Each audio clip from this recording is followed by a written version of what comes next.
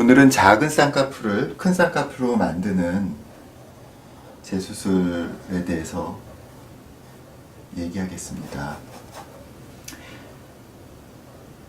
이렇게 작은 쌍꺼풀을 더 높은 쌍꺼풀로 화장하면 예뻐 보이고 예쁘게 화장할 수 있고, 또 위에 살이 속눈썹 닿지 않으니까 좋고, 또 처짐 약간 처져도 눈을 가리지 않으니까 좋고, 뭐 이런 점에서 큰 쌍꺼풀을 원하시는 경우가 많이 있죠. 그러나 사실 대부분의 재수술에서는 큰 쌍꺼풀을 줄이는 경우가 더 많긴 한데, 너무 작은 쌍꺼풀이 싫어서 크게 하는 경우도 있습니다. 그럼 크게 하는 쌍꺼풀은 어떻게 하느냐?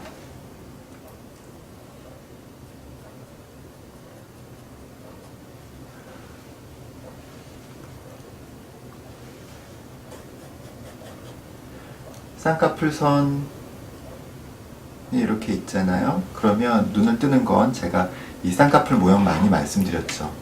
이 아랫살이 윗살 안쪽으로 이렇게 말려 들어가는 거예요.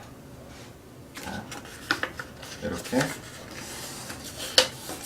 이 아랫살이 윗살 안쪽으로 이렇게 말려 들어가면서 이 부분을 열어주는 거죠. 이렇게 아랫살이 위쪽으로. 더 큰 쌍꺼풀을 원한다면 더 위쪽에 접어주면 되죠. 그러면요, 아랫 쌍꺼풀은요 저절로 펴져요. 그래서 이렇게 떠지는 거예요. 그런데요, 이게 너무 커지면 어떤 일이 생길 수 있냐면요, 쌍꺼풀이 너무 크잖아요. 이렇게 커지면 이쪽에 여기 뼈가 있어요. 뼈가 있는 부분에 가서 걸려. 그래서 더 이상 여기를 눈을 뜰 수가 없는 일이 생기죠. 여기 이렇게 쌍꺼풀이 너무 높이 있으면 눈을 뜬다는 건 이 살 속으로 이렇게 들어가야 되는데, 이 살이 너무 크니까 이 공간이 없는 거예요. 특히 이건 가운데보다도 이 양쪽 부분이 너무 크면 그런 일이 생겨요. 지금 이런 분 같은 경우에 여기 쌍꺼풀이 크니까요, 이 안쪽으로 들어가질 못해요. 왜냐하면 여기서 뼈는 한 요 정도 선까지 있거든요. 그러니까 이 골격 안쪽 골격을 넘어서까지 눈을 뜰 수가 없는 거예요. 인위적인 안검하수가 올 수가 있습니다. 그러니까 너무 큰 쌍꺼풀 하면 안 되는 이유예요. 쌍꺼풀은 이렇게, 그래서 보통 우리가 이제 작은 쌍꺼풀을 이렇게 크게 해주죠. 아래쪽을 펴주고 위쪽으로 이렇게 펴주죠.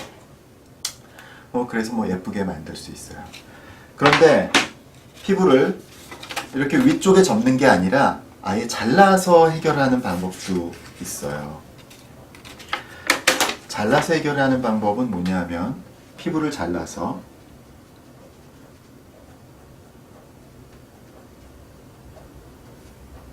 약간 쌍꺼풀을 크게 할 때는 뭐 효과가 있습니다. 쌍꺼풀 선이 요거예요. 위에 처져서 덮이는 부분,